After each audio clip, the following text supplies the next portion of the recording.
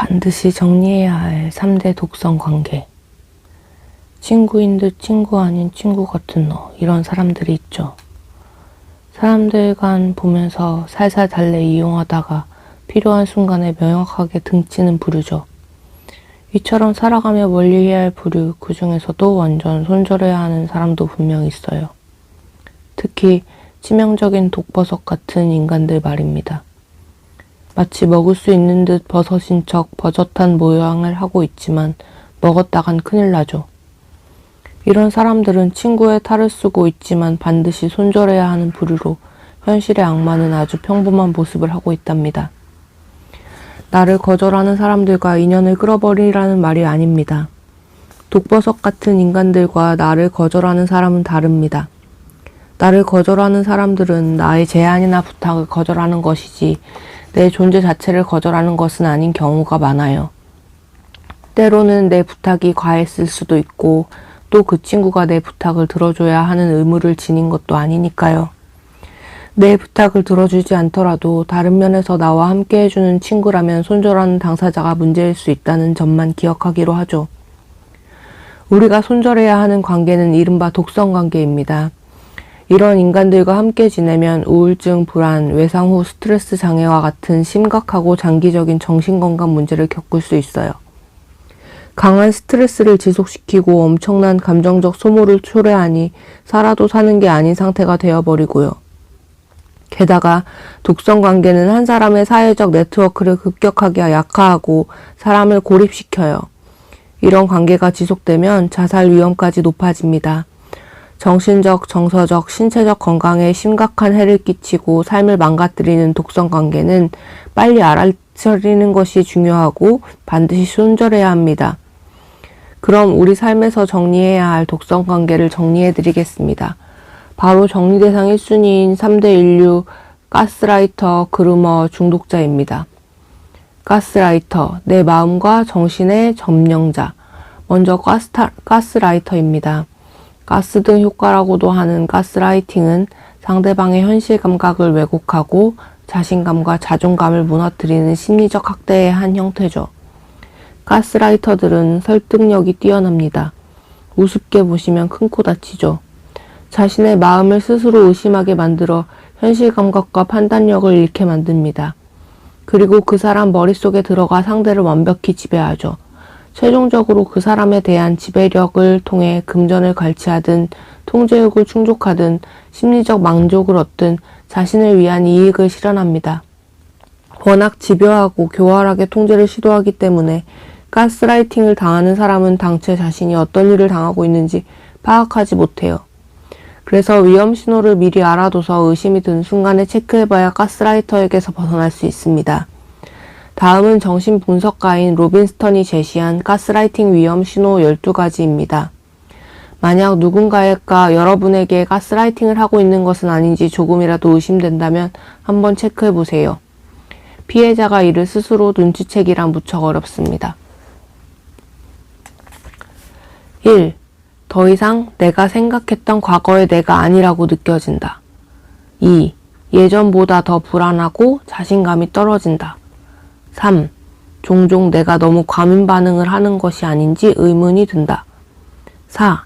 내가 하는 모든 것이 잘못된 것처럼 느껴진다. 5. 일이 잘못될 때마다 항상 내 잘못이라는 생각이 든다. 6. 너무 자주 나만 사과를 해야 한다. 7. 무언가 잘못되었다는 것을 알지만 무엇이 잘못되었는지 정확히 알 수 없다. 8. 친구나 가족과 대화하는 것을 피하게 된다. 9. 연인이나 친구와의 대립을 무조건적으로 피하려 한다. 10. 친구나 가족으로부터 고립된 느낌을 받는다. 11. 결정을 내리는 것이 점점 어려워진다. 12. 절망감을 느끼고 과거에 즐기던 활동에서 전혀 즐거움을 느끼지 못한다.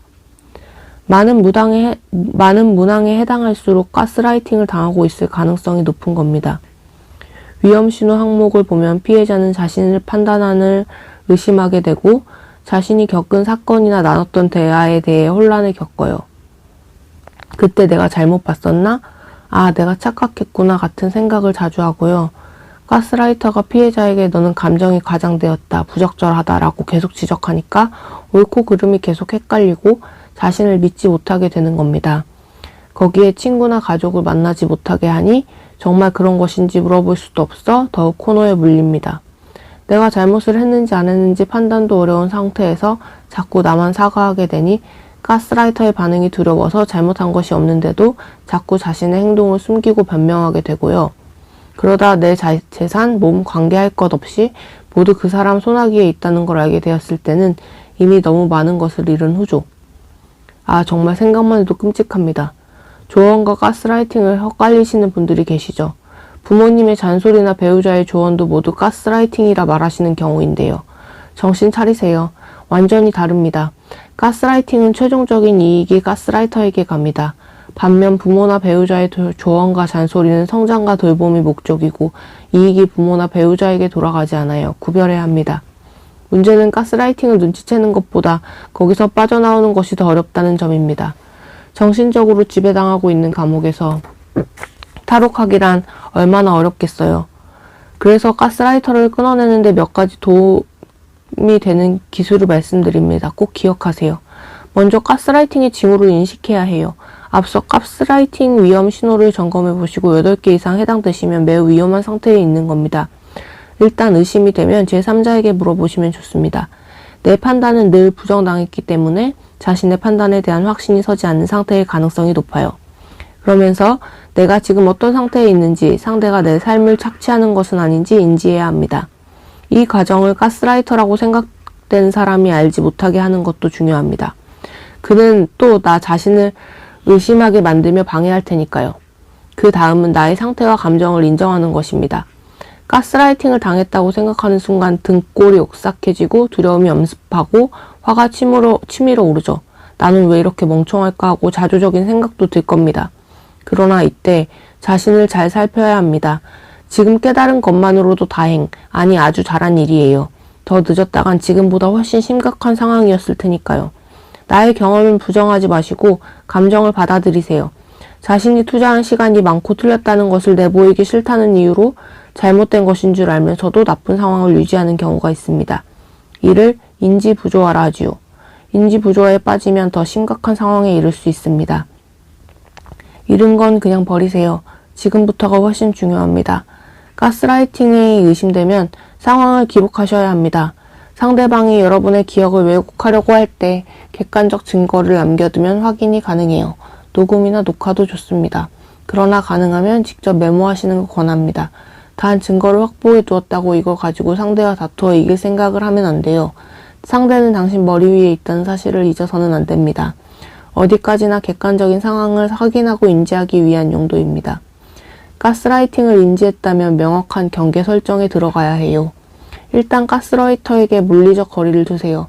만나자고 해도 거절하시고 혹시 함께 거주하고 있다면 어떤 이유를 대서건 무조건 공간부터 분리하셔야 합니다. 이런 경우 다른 믿을만한 사람의 도움을 꼭 받으시기 바라요. 가족, 친구, 지인 등 의지할 수 있는 누군가의 집에 잠깐 신세를 져서라도 그로부터 멀어져야 합니다. 나아가 가능한 상황이라면 속히 도망치세요. 거리를 두는 정도가 아니라 쫓아올 수 없을 정도로 아득히 멀리 가시는 겁니다. 당신의 가장 취약한 지점을 낱낱이 알고 있는 그 괴물은 다시금 당신을 찾아 온갖 방법을 동원해 가까워지거나 당신이 직접 찾아오게 만들 겁니다. 협박을 하든 도움을 요청하든 화해나 용서를 구걸하든 수단과 방법을 가리지 않고요.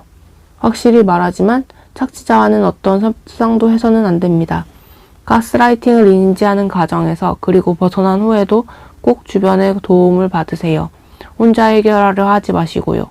가장 믿을 수 있는 부모, 친구들도 좋지만 반드시 전문가의 도움을 받으세요. 가스라이팅을 당한 것은 가스라이터의 심리 조작 능력이 높은 것도 있었겠지만 당신의 취약한 점이 상황을 악화시켰을 가능성도 있기 때문이죠. 반드시 최소 10회 이상 상담을 받으시면서 자신을 알아가시길 권합니다. 관계를 완전히 끝낸 후에는 모든 연락수단을 차단하세요. 만약 돈을 빌려주었다거나 받아야 할 것이 있다면 다른 사람에게 부탁해서 받아내시오. 절대 그 사람과 마주해서는 안 됩니다. 완전히 회복되어 자기 자신을 되찾기 전까지는 같은 상황에 노출되기 쉽습니다. 그렇게 그 관계는 지구 밖으로 날려버리세요. 이 세상에는 없는 겁니다. 아셨죠?